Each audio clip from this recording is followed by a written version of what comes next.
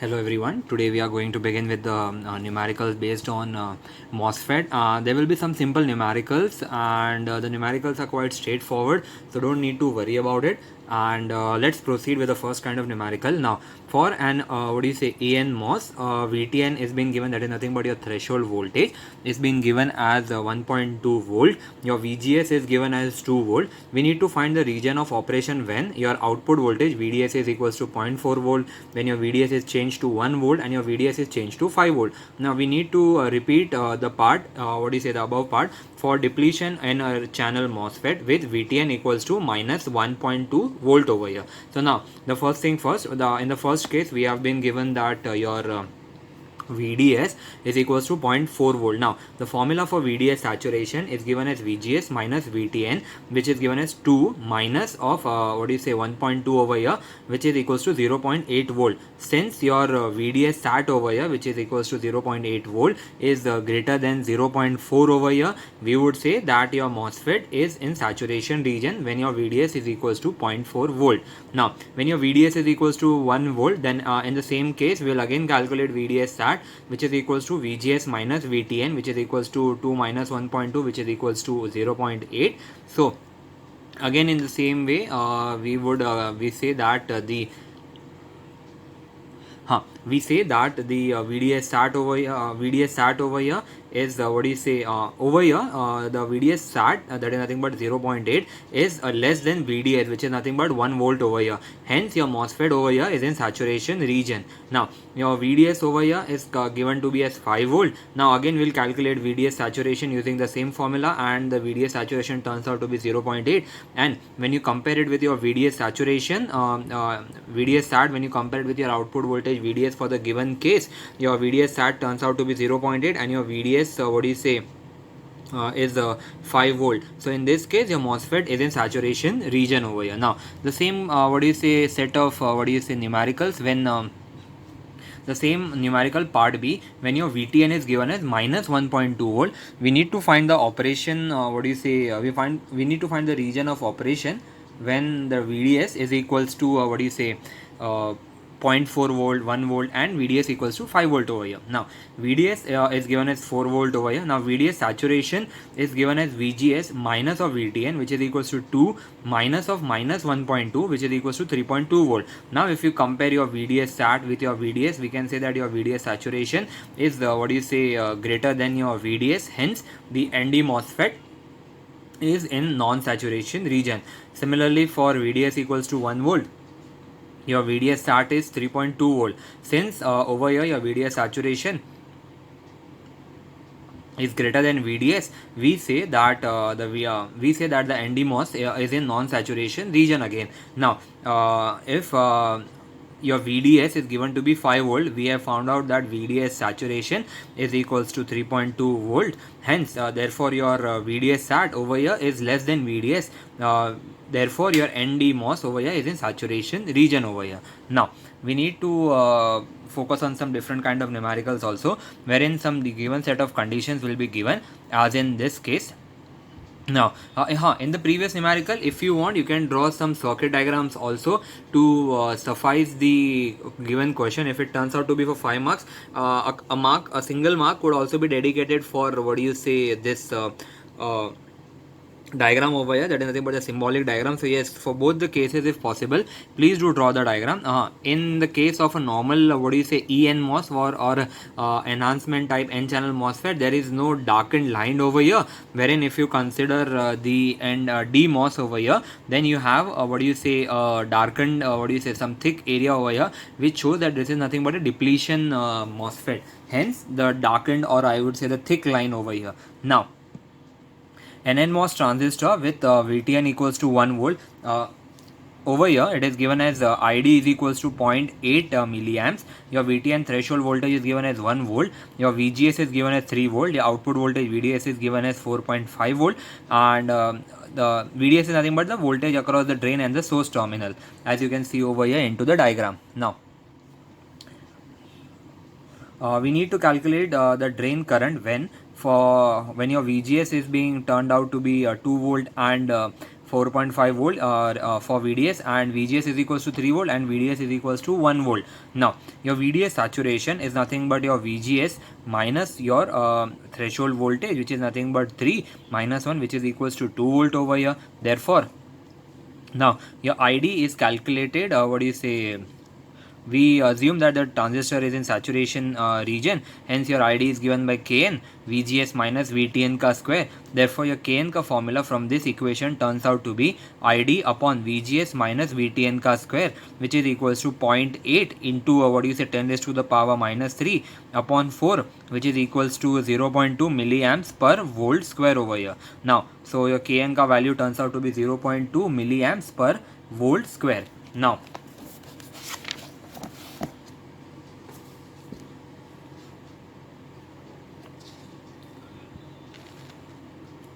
in the first case, when your VGS is given as 2 volt and your VDS is given as 4.5 volt, your Kn is as we have calculated is nothing but 0.2 milliamps per volt square, and your threshold voltage is 1 volt.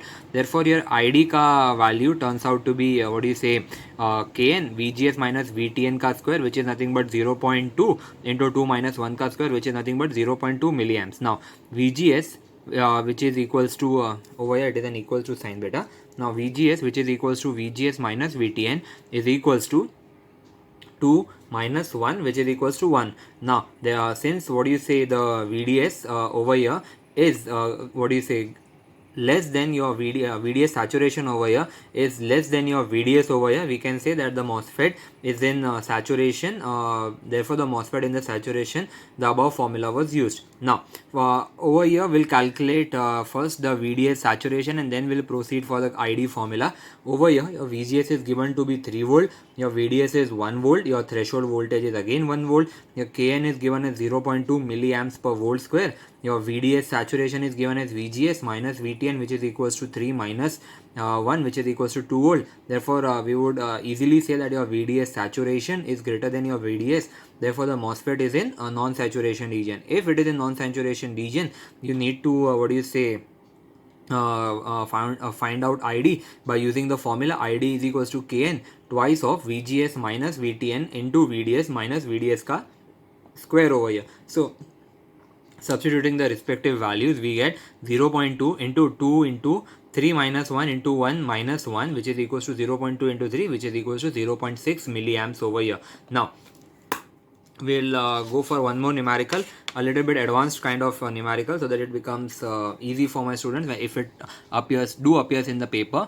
Now please do skip this pencil and writing over here. It was just some simple calculation done by me, so that if I wanted to proceed for some other numerical, it would have been easy. As of now I am not able to get an eraser, so I am not able to erase this. So please don't focus on this part, just focus on the printed part and the diagram over here. Now for the amplifier shown, design circuit. For the amplifier shown over here, we need to design a circuit such that your ID is given as 250 microamps and your VD is given as 2.5 volt over here, and if your VTN is given as 0.8 volt, your Kn dash is equals to 80 microamps per volt square, and W by L ratio is given as 3 over here. Now ID, which is equals to IDQ, and VD, which is equals to VDQ. Therefore it means it is DC analysis. Now therefore the DC equivalent circuit can be obtained by shorting the AC source Vi and CS open over here. If you can if we short this AC source, then if this is shorted, this also becomes redundant, hence your the diagram over here is replaced by a short circuit over here, and over here the capacitor is being made open, and if the capacitor is made open over here, then this terminal over here becomes open and there is no presence, so your diagram turns out to be something like this. Now your Kn ka formula is given by Kn dash into Kn dash by 2 W by L, which is equals to 80 into 10 raised to the power minus 6 upon 2 into W by L, which is given by 3, which is equals to 120 into 10 raised to the power minus 6, which is equals to 0.12 milliamps per volt square over here. Now your IDQ is given as Kn is equal Kn into VGSQ minus VTN ka square, which is the standard formula, considering that the transistor that we are going to use is in saturation region and it is working as an amplifier. Since we have been told that it is working as an amplifier, hence we assume that the IDQ is being calculated by using this formula. Therefore IDQ is equals to 250 into 10 raised to the power minus 6. This was being calculated over here. Now IDQ is being given to us, wherein just a moment, beta. IDQ is given to be 250 over here. IDQ is been given over here 250 micro. 250 micro, and which is equals to 120 into 10 raised to power minus 6 into VGSQ minus 0.8 ka square over here. Now IDQ is given by 250 into 10 raised to power minus 6, which is equals to 120, that is nothing but your Kn into VGSQ minus your VTN ka square. So from this formula you need to find out your VGSQ over here. Your VGSQ turns out to be under root of 250 by 120 plus 0.8, which is nothing but 2.24 over here. Now your VGS is calculated by VG minus VS, which is equals to VG is nothing but 0 voltage at the gate minus your VS, which is equals to 2.24. Therefore your VS is nothing but minus of 2.24 volt over here. Your VDS is given as VD minus VS, that is nothing but 2.5 volt minus of minus 2.24, which is equals to 4.74 volt. Your VDS saturation over here is calculated as VGS minus of your VTN. Your VDS, which is equals to VGS minus of VTN, which is equals to 2.24 minus 0.8, which is equals to 1.44 volt. Since your VDS is greater than your VDS sat, the transistor is in saturation, hence the assumed standard formula is valid over here. Now RD, which is nothing but the drain resistor, is calculated as VDD minus VD upon ID, which is equals to 2 minus 2.5 upon 250 microamps, which is equals to 10 kilo ohms. So this was a simple designing numerical which my students can easily perform. We'll proceed to some advanced level numerical so that it becomes easier for my students to attempt if in case this type of numerical do come in exam. Now over here we have been told that we need to design the circuit shown for ID is equals to 100 microamps. It is being given to us. VDS is 4.5 volt, and your VTN over here is given as 1.2 volt. Kn over here is given as 0.08 milliamps per volt square over here. So this was a circuit diagram, and we need to design the circuit. That means we need to find out the value of RD and RS over here. RG is not expected mostly. We'll see it in the due course that if it is required. Now we draw the AC or DC equivalent circuit. DC equivalent circuit means we need to short this voltage source over here, and we need to open any capacitors if present. Since there is no capacitor present, hence we are not going to open any capacitor, since there is no capacitor into the circuit diagram over here. Post doing the DC analysis, the circuit diagram turns out to be something like this. Hence let us find the VGS. To find the region of operation, let's find VGS. Assuming the transistor to be in the saturation region, your ID is calculated as Kn into VGS minus of VTN ka square, the standard formula for the transistor to be working as an amplifier in the saturation region, where your VGS is given as the ID upon Kn plus VTN, which is equals to under root of 100 micro upon 0.08 milli plus 1.2, which is equals to 2.32 volts over here. Now your VDS saturation is calculated as VGS minus VTN, which is equals to 2.32 minus 1.12, which is equals to 1.12 volt over here. Now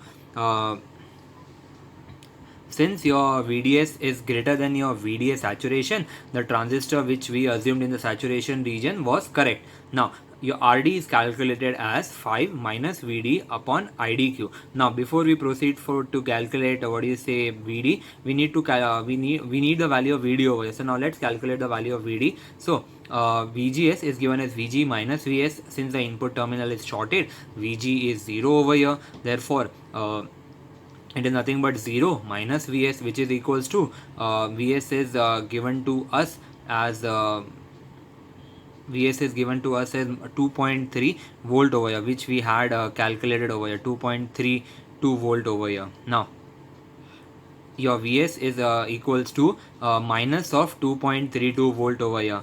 Now this VGS is equals to VG minus Vs, which is equals to 0 minus of Vs, which is equals to 2.3 volt. Therefore your Vs turned out to be minus of 2.32 volts over here. Now your VDS is equals to VD minus Vs. You have VD, you have Vs. All you need is just VD. So your VD is equals to VDS plus Vs, which is equals to 4.5 plus into brackets minus of 2.32 volts, which is equals to 2.18 volt. Now therefore your RD is given as 5 minus VD upon IDQ, which is equals to 28.2 kilo ohms, and your RS is given as Vs minus VSS upon IDQ, which is equals to minus of 2.32 plus 5 upon 100 microamps. Therefore your RS turned out to be 2.68 upon 100 microamps, which is nothing but 26.8 kiloamps over here. So this was the fourth type of numerical. Now let's proceed for some advanced numerical so that it becomes easier for my students to understand the concepts. Now over here the diagram is a little bit complicated as it may look. You have two voltage source over here, and you have a VG connection over here. Now what you have been told, let us find out very easily. For the circuit shown, calculate your VGS, ID and your VDS. We need to draw the DC equivalent circuit, that is nothing but your figure 2 first of all over here. Now when you're calculating your figure 2, that means you open this terminal, there is no presence of your this is nothing but the representation of the PD bias, and if there is R1 over here, there is also an R2 over here. Just a moment beta. So let's proceed. We draw the DC equivalent circuit.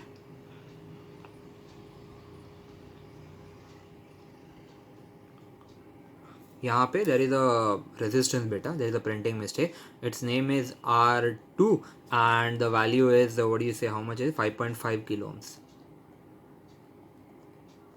Now if you want to calculate the DC analysis, that means we want to calculate माँ का आशीर्वाद. Hence the formula is given as, जब माँ का आशीर्वाद में जब ऊपर और नीचे दोनों जगह voltage source हो बेटा, they are simply added upon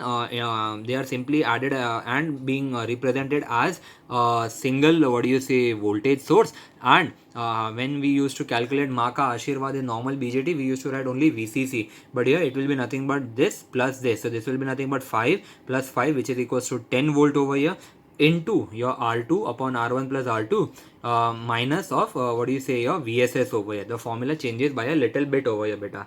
Now even if you want to derive the formula for VG, you can derive by using a simple KVL, but then again it becomes a little bit tedious. So I have directly given you the formula so that it becomes easier for my students to directly solve it. Now the formula for VG is given as 10 upon 20 into 10 raised to power 3 into 5.5 into 10 raised to minus 3 minus 5 volt over here. Now your RG is calculated. Now your value of VG is given as minus 2.25 volt over here, and the value of RG over here is given as R1 parallel R2, which is equals to 14.5 parallel 5.5, which is equals to 3.98 kilo ohms. Now we apply KVL in the gate loop over here.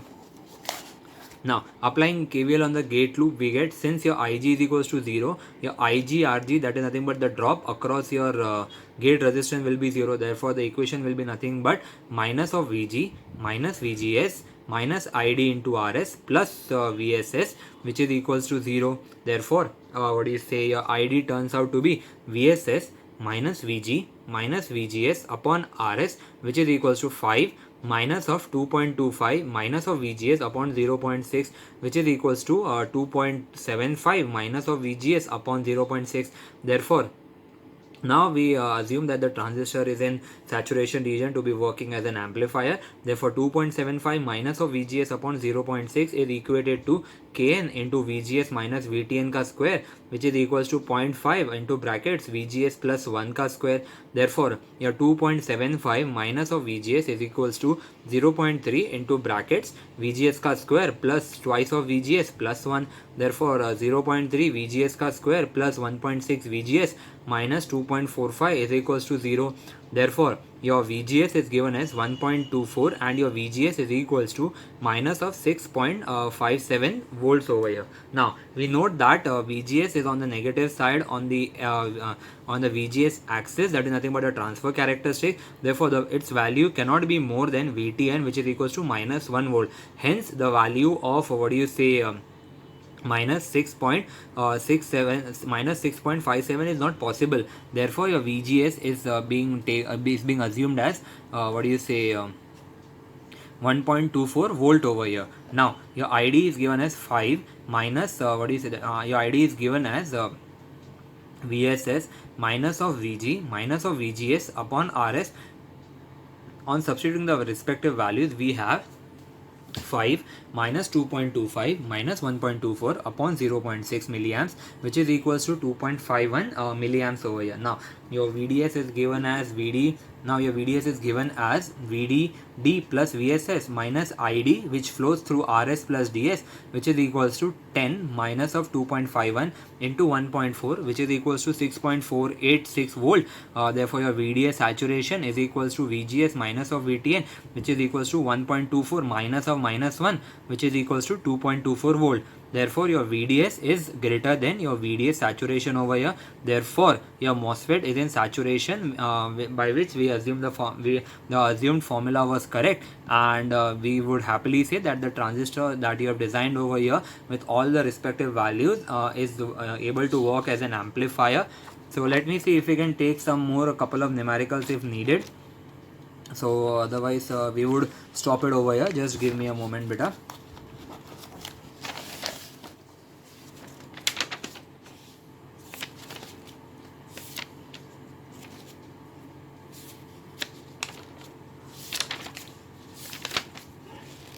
So I guess that was it for the numerical based on MOSFET. If required, I'll take an extra lecture on AC analysis, specially only for MOSFET if needed. If not, we will proceed further for the next topic, that is nothing but your frequency response. Up till then, please do be safe, and thank you. Hello everyone. Today we are going to start with the frequency response of RC coupled amplifiers. Now, first of all, we need to discuss why do we call these circuits as RC coupled amplifiers, because if you look into the diagram entirely over here, the diagram consists of an amplifier which consists of the components of basically the resistors and the collector into consideration.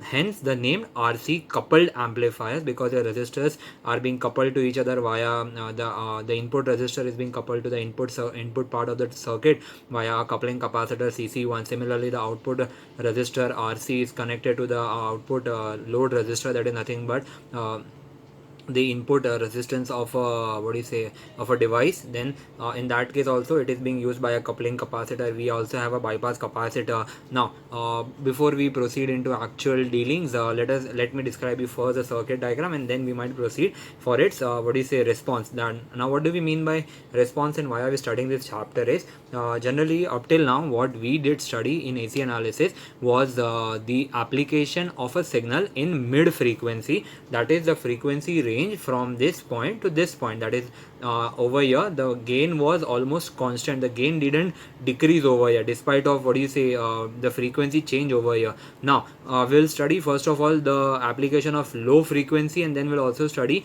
the application of high frequency and its response over a period of time on gain. That means if you look carefully over on the gain versus frequency ka graph, you will find that initially when you start from the point 0 over here, the graph what do you say initially increases up to a certain point, then after a certain point it becomes constant over here. Now the time for which the amplifier ka gain is constant is known as mid frequency, and as soon as it crosses a certain range, it starts again to fall down, and this fall is in the LF region, sorry, in the HF region or high frequency region.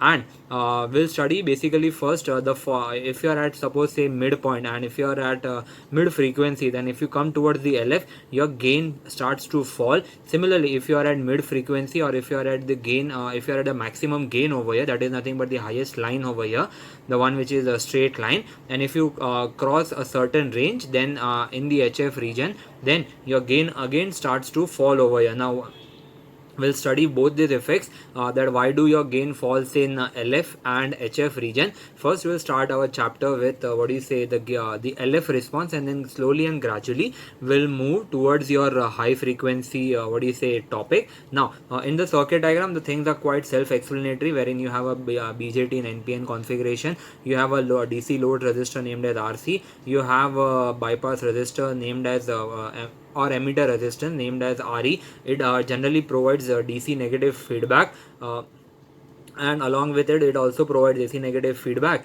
but we do not want AC negative feedback to occur. Hence we apply a bypass capacitor which avoids the what do you say, AC negative feedback. This one was being discussed in the topic of self bias with fixed bias with self bias topic for biasing in BJT. Now when you will be proceeding further, this CC2, over here we have a input coupling capacitor CC1, which couples your input of your what do you say, the input terminals of your source and source over here towards the input of the transistor. And over here we have CC2, which is nothing but the output coupling capacitor, which couples your output of the resistor to the actual load resistor of the device. And R1 and R2 are nothing but the biasing resistor, which are being designed in such a way that sufficient amount of what do you say, voltage is being passed through the bias line, or I would say the baseline, so that the transistor is always kept on. Now if you look over here, the voltage is being represented here as Vi sorry, wherein over here the voltage is being represented as Vs over here. And similarly, the output voltage VO is represented as the output voltage is represented as VO over here. And if it crosses CC2, then it is being represented as VL, that is nothing but the voltage, load voltage across the load resistance. Now as we had discussed that CC1 and CC2 are used to block the DC what do you say parameters, and but of course if it is a capacitor, it will always block DC parameters, and it will allow only pure AC to reach the circuit. Similarly, it will also allow only AC to what do you say, come out of the circuit and block all the DC which is present over here.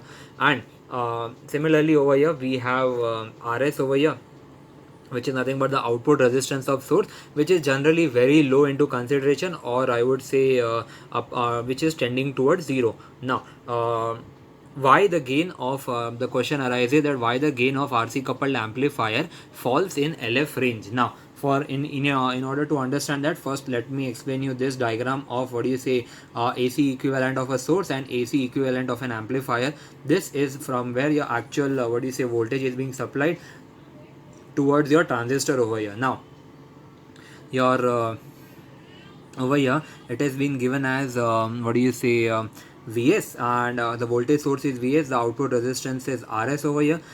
Since the Vs voltage is applied, if you go for parallel connection, then Vs, which is the one which is generating over here, is the same one present over here. This Vs is applied to Vi over here, which appears across the input resistance of your amplifier. In your case it is nothing but RB or maa ka dusra Ashirwad. Hence your AC equivalent circuit of the amplifier, at the at the input you will be having an input voltage Vi, which is appearing across RB over here. Then this voltage is being processed across the amplifier and is being given as an output over here. Similarly, we have a circuit for output over here, that is nothing but AC equivalent circuit of the amplifier, and this one is nothing but the AC equivalent circuit of the load over here. Now AC equivalent circuit of the amplifier consists of a voltage source, that is nothing but the one which will be generated as an output voltage, and it will be passing through RO, that is nothing but your output resistor. In our case it will be nothing but RC, and the output voltage is nothing but VI, which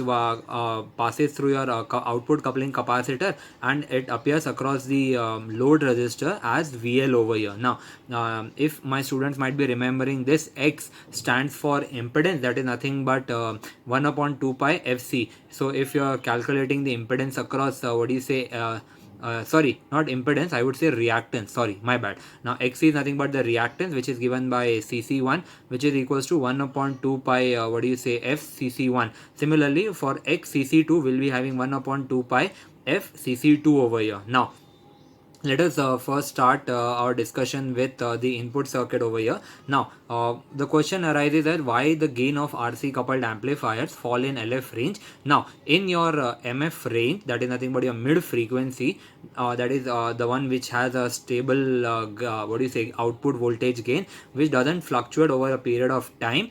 In your MF range, your XCC1 is very small. Why? Because your frequency is high. If you look carefully over here, after your low frequency, if you proceed further over here, this is nothing but the higher range of frequencies. So if you apply F as higher over here, you will say that the reactance XCC1 was small in nature. Now if what do you mean by reactance? First of all, it is nothing but the an imaginary resistance provided by the capacitor, or I would say some part of the capacitance which provides a resistor or blockage kind of facility. So if your XCC1 is small, that means your resistance is almost good as zero over here. That means can I say अगर मेरा CC1 कुछ रोक नहीं रहा, मतलब वो उसे पास होने दे रहा है, अगर वो उसे पास होने दे रहा है, that means it is acting as a short circuit over here. In another words, in MF your XCC1 is very small because your F is very high. If your XCC1 is very small, then can I say your CC1 is short over here? If CC1 is short over here, that means there is no drop across this. मतलब यहाँ पे जो VS occur हुआ था बेटा, वही का वही VS यहाँ पे occur होगा. In another words, can I say that your VS will be equals to VI? That is the same thing which is being written over here. That is nothing but drop across your CC1, which is almost equal to 0. Therefore your VI is approximately equals to VS. Therefore can I say VI, that is nothing but the input over here is maximum over here. If VI is maximum, your output will be maximum. But of course अगर आप गेहूँ पीसने के machine में maximum गेहूँ डालोगे तो आपको maximum आटा मिलेगा. Similarly, now your gain is maximum. Now as we enter in the LF range, that means you're from this part you're entering into the LF range, can I say the frequency is decreasing over here? If your F decreases in this formula over here, if your X decreases over here, what will happen? If this decreases, can I say your XC will increase? XC is nothing but the reactance. Reactance is nothing but resistance provided by the capacitor. So if your XCC1 increases, can I say the resistance provided by the CC1 would increase? The resistance provided by CC1 would increase. That means there will be a certain drop across CC1. That means there will be some voltage loss at this capacitor. That means your VS won't be equals to VI.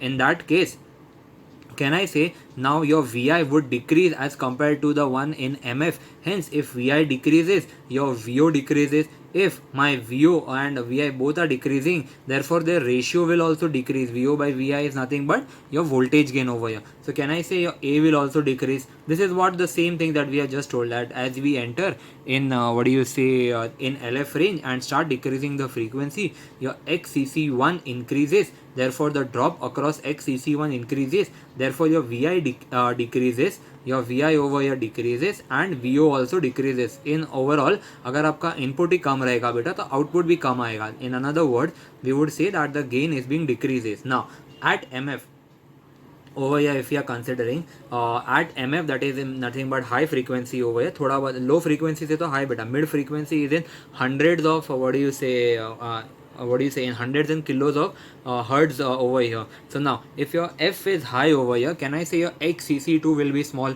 If your XCC2 is small, that means the reactance is small. That means the resistance provided by the output coupling capacitor CC2 is small. अगर इसने resistance कम दिया, that means इसके across drop भी कम होगा. अगर इसके across drop कम हुआ, so can I say your VO will be almost equivalent to VL over here. In another words, can I say your VL is maximum and the gain is maximum. Now as we enter in the LF range, as I enter into the LF range over here, यहाँ पे जब मैं LF range में आता हूँ, पीछे की तरफ आता हूँ बेटा, can I say your frequency decreases over a period of time because you have plotted frequency on the x-axis. So when you come backwards, can I say your frequency is decreasing? If your frequency is decreasing, can I say your XCC2 will increase because it is inversely proportional?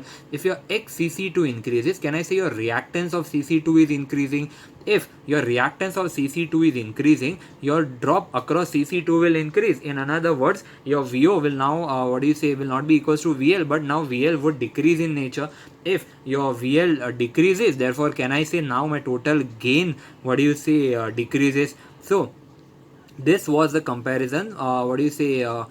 Two main reasons why your gain in the LF range falls because of CC1 and CC2. Now let's again see what happens at CE, or I would say the bypass capacitor. Now at your MF over here, now since your frequency is high, your XCE is very low. Now over here, if your frequency is high, can I say your XCE, which is nothing but 1 upon 2 pi FC. If this is high, this is very low. If this is very low, that means the reactance across your CE will be very much low in nature. If it is very much low in nature, that means it will act as a short circuit and the emitter is directly connected to ground at MF. So CE is short, therefore impedance between emitter and ground is 0, that is Z is equals to 0. Please do remember that over here the Z is equals to 0 over here. Now if that is the case, therefore if Z is equals to 0, there is no AC negative drop across it. In another words, the gain is being maintained and we get a maximum therefore AC negative feedback because of CE which was there is now discarded, and the gain is maximum when your amplifier is being made run at MF because of CE. Now when you come into LF over here, now things start to change. Now your frequency is low, that means your XCE is high. That means your CE cannot be assumed as short. Therefore, if you look over here at LF, that is nothing but your low frequency. Can I say if your F is low, your XCE will be high because they are inversely proportional.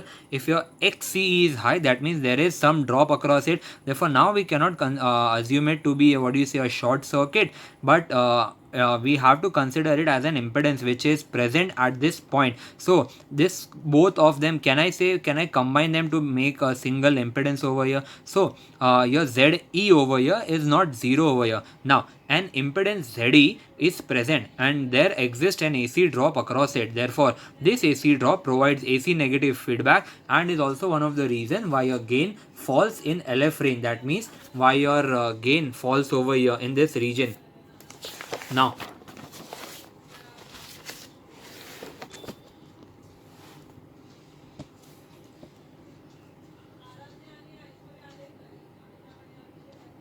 therefore, can I say that your feedback which causes the gain to decrease at LF? So now up till this point, we have studied that the three components, that means the components which are responsible for the gain for the fall in gain at LF are three culprits, that are nothing but CC1, CC2 and CE, that is the coupling and the bypass capacitors over here. Concepts to perform an AC analysis of RC coupled amplifier at a low frequency. Now as we saw, analysis of RC coupled amplifier at MF was very lengthy and very complicated as we had seen in the previous lectures.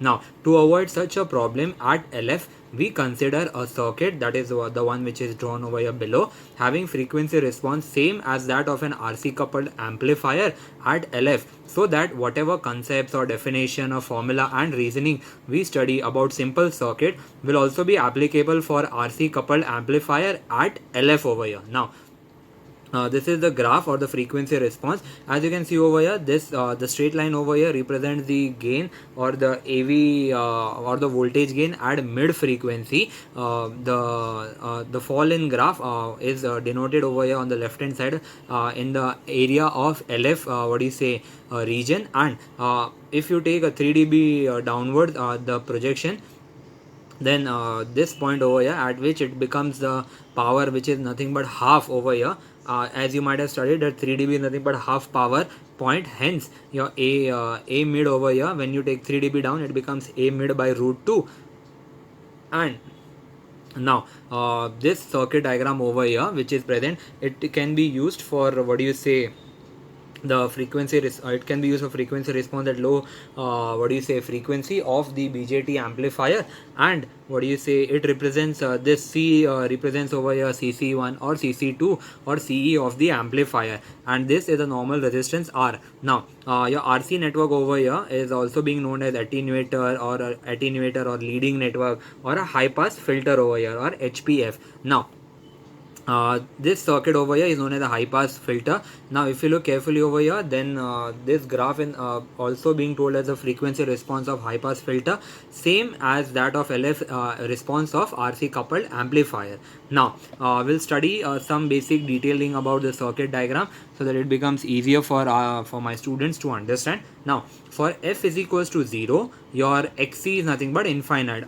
But of course if your frequency is 0, your reactance is infinite. Now that is C is open, your VO is equals to 0, and your A, that is nothing but your gain, is 0 over here. Now as f increases in your LF range, if you start from this point from the 0th point, and if you keep on increasing, can I say my frequency is increasing? Now how do we say that while your frequency is increasing, your gain is increasing? How is it possible?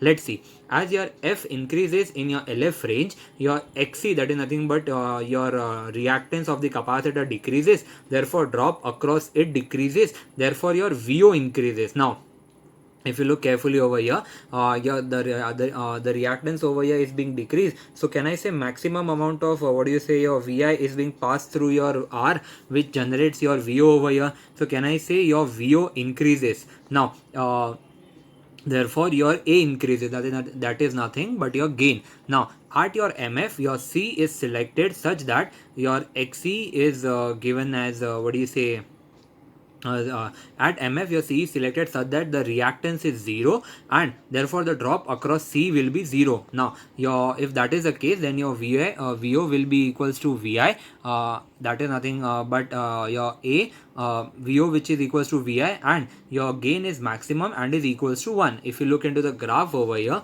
you can see that your gain is nothing but the graph is maximum at 1 over here. Now therefore the frequency response of high pass filter is same as the RC coupled working at the LF. Therefore at your low frequency, your RC coupled amplifier works as a high pass filter, or also known as HPF. Now there is a small confusion between my student, and what do we mean by an amplifier and what do we mean by an attenuator over here. Now this is the circuit diagram of an amplifier, while this over here is an attenuator. Now over here, your in an amplifier, your output voltage is greater than your input voltage. That is the basic purpose of an amplifier, कि आपका output ज़्यादा होना चाहिए input से. Your output is greater than input.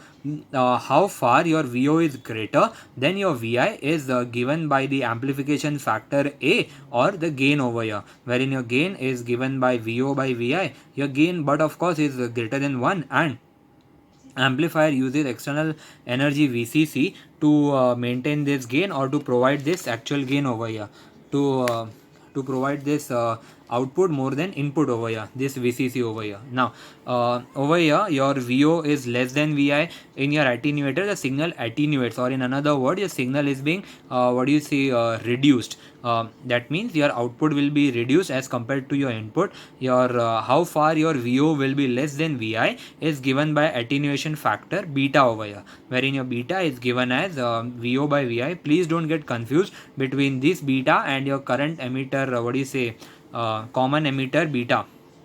Now your beta is less than 1 over here, and no external energy is being used in case of an attenuator. If you want to design an attenuator over here, then no external energy is used in attenuator. Your output is less than input, and your passive devices like your L, C and your R are being used. That is nothing but your inductor, capacitor and resistance are being used over here. Active devices, that is nothing but your BJT, MOSFET, JFET are used to convert your external DC energy to AC at output over here. Now for the high pass filter shown over here in the diagram, I'll show you once again. Now if you look carefully, this is a high pass filter. If please, if possible, please do draw it in your book. A rough sketch will also be good as what do you say, the final diagram. Now we'll just perform some basic analysis so that we can derive a formula, and we are ready to go for that. Now for the HPF shown, your VO is given by R upon R minus JXC into VI.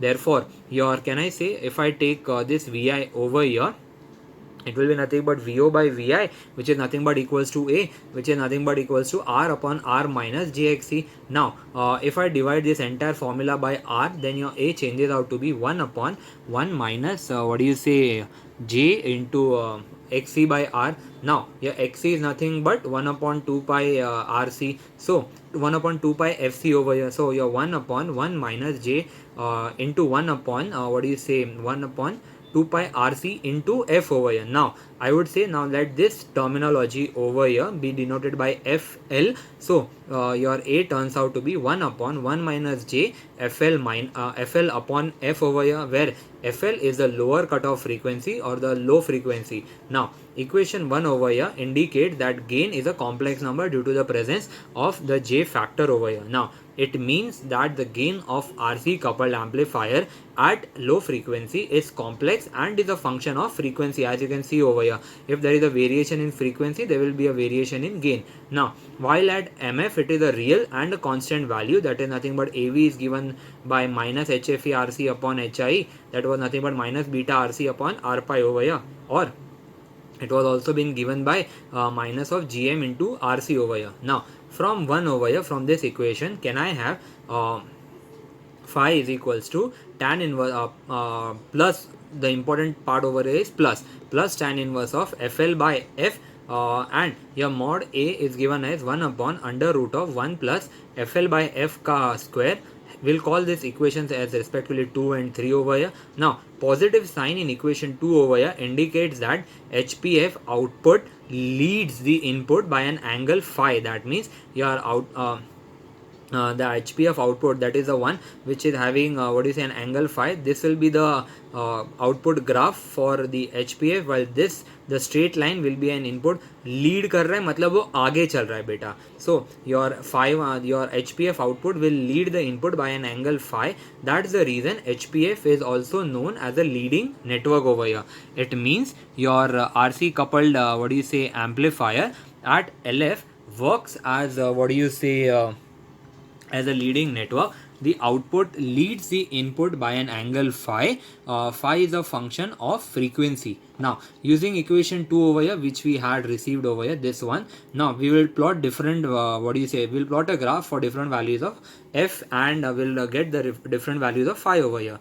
Now using equation 2, we can plot a graph in which the phase is phi versus frequency. Therefore at F equals to 0, your phi is equals to 90 degree.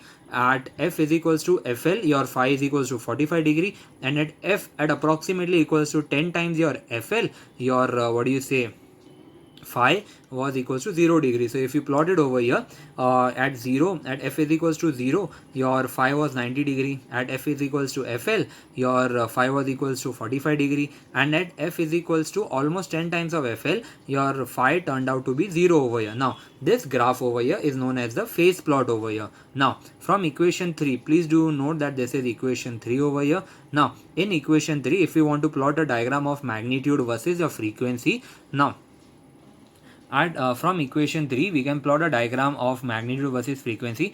At your F is equals to 0, your A is given as 0. At what do you say, as your F increases, your mod of what do you say, A increases. Now at f is equals to fl, your mod a is given by 1 by root 2, and for f much greater than your fl, that means a high frequency or in hundreds or thousands of kilohertz of frequency, your gain or the mod of gain is given as 1. It means fl is the frequency. If you look at this graph, for f is equals to 0, your mod a was equals to 0. At f equals to fl, your mod a was equals to 1 by root 2, and at f equals to at f much greater than your fl over here, your gain is stable, or I would say a standard value, which was nothing but 1. So it means fl is frequency at which the gain of amplifier falls to 0.707 times its gain at mid frequency, or mf over here. Now phase plot, the one which we just saw over here, was known as magnitude plot, while the one we just saw over here was known as phase plot over here.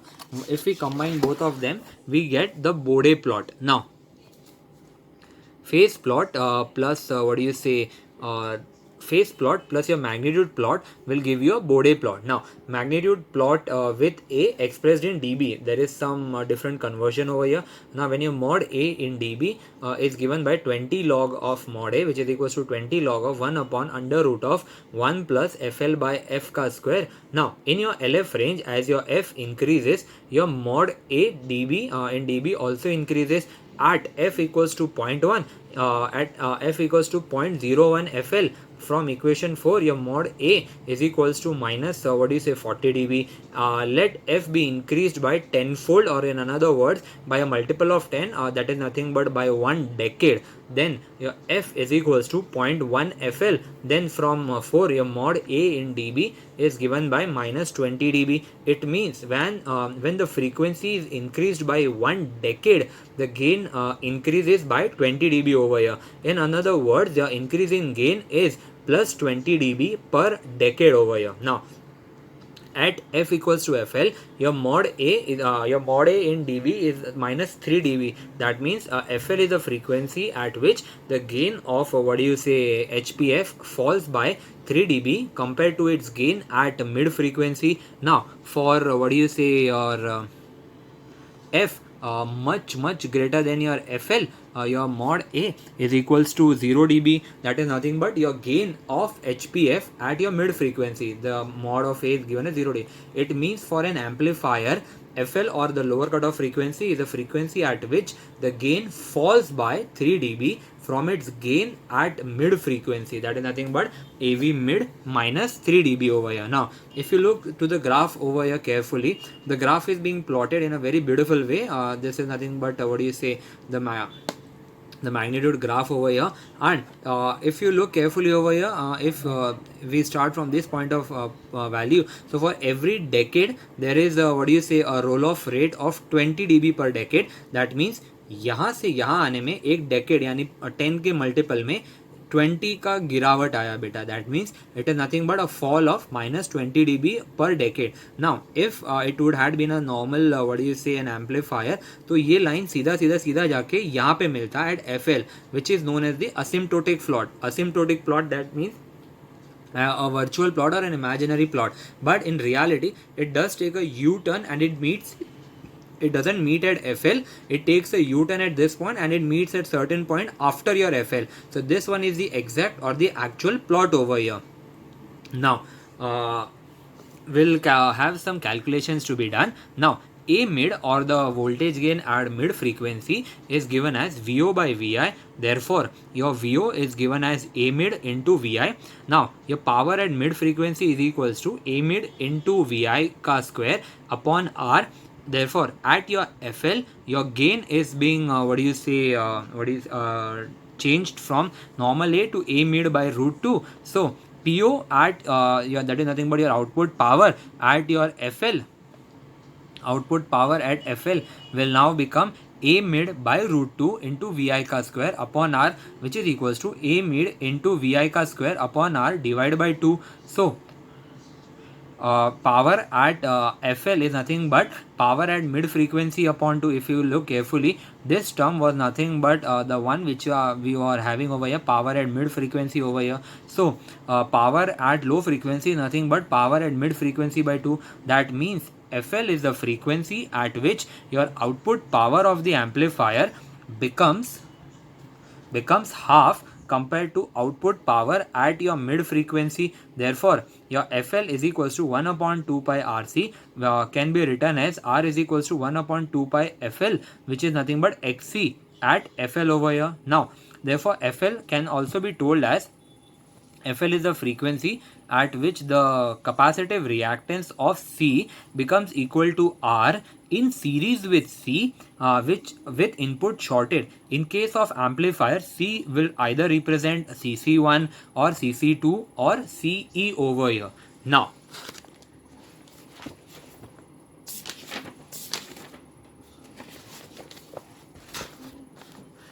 there are different names for FL and lower cutoff frequency. There are different names for FLR, lower cutoff frequency, 3 dB frequency, half power frequency. Then we have corner frequency and break frequency. Now different lower frequencies for a single stage RC coupled amplifier. Now FLCC1 is given as 1 upon 2 pi R into CC1, where R is the resistance in series with CC1 with CE and CE2 and input shorted. Now how do we do this? We'll take this case when we'll do the numericals. Now similarly FLCE is given as 1 upon 2 pi RCE and FLCC2 is given as 1 upon 2 pi RCC2 over here. Select when you will be having three values of FLCC1, FLCE and FLCC2, then which one any one of them would be the highest. So we need to take the highest value amongst these three values.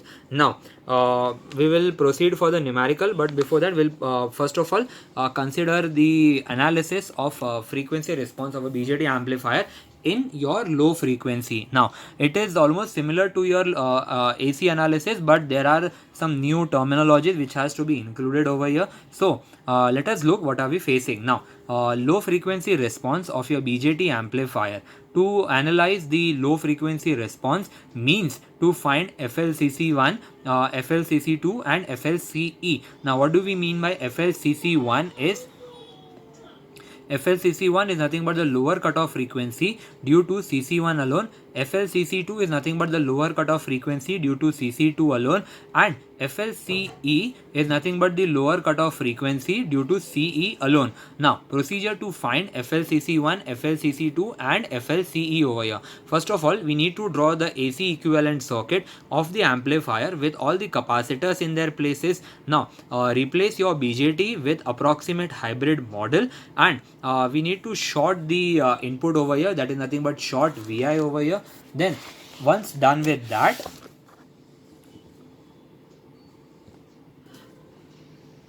then we need to find your FL over here using the formula. FL is equals to 1 upon 2 pi RC, where your FL can be FLCC1 or FLCC2 or FLCE over here, and C can be CC1, CC2 or CE, and R is the resistance in series with CC1 or CC2 or CE. Don't worry, it might appear a little bit confusing over here. When we'll be starting with the analysis, I'll explain you very deeply. Don't worry about it. While finding FLCC1, short CE and CC2. Similarly, while finding FLCE, short CC1 and CC2 and so on. Now calculation for FLCC1. Now calculation for FLCC1, if you have a diagram over here. If you carefully remember, this was the AC analysis for the BJT in RE bypass. Now if your RE is bypassed, that means your CE won't be present and your CE is shorted. In other words, your RE won't be present and it is being acting as a redundant. Now when you're finding the value for CC1, you need to short CE and CC2, which would have been over here. Since there is a current source present over here being named as beta IB, तो भाई यहाँ से अपने पास जो CC2 आता circuit में वो नहीं है. Now for the very first time you need to understand that while performing LF analysis, आप जो FL फाइंड कर रहे हो जिस किसी कैपेसिटर का, वो कैपेसिटर सर्किट में रहेगा and the rest of the capacitors will be shorted. For example, if you're finding FLCC1, then in that case your what do you say, your CE will be shorted and CC2 will be shorted. And similarly, now you need to FLCC1 is given by 1 upon 2 pi RCC1. Now what is the value of R over here? You'll start with one plate of the capacitor, you'll go around the circuit and you'll come back to the another plate and you'll pick up all the resistances that you had it in between. Now if I start from the left side of the left plate of the capacitor over here, I'll take my journey over here. Can I see RS? Yes, pick it up. Now the input is being shorted, so it is a plus point for us so that we can take a U-turn over here. अब जब यहाँ पे आए, can I say it is an RB over here? But RB के साथ साथ बेटा can I say RPi is also present in parallel to this because this one is short circuit. तो भाई ये अगर short circuit है तो भाई RE भी नहीं रहेगा. That means your RPi is connected from this point to this point. In another words, your RPi is in parallel to RB. So your final equation for R for CC1 will be nothing but RS plus, if you take a turn, it will be nothing but RB plus RPi, which is being written over here. If your RS is not given, for example, if your RS would have not been given, it would have been simple your RB parallel RPi over here. RPi over here. Now, case 2, for example, say if RE is unbypassed. So in that case, you need to consider your RE.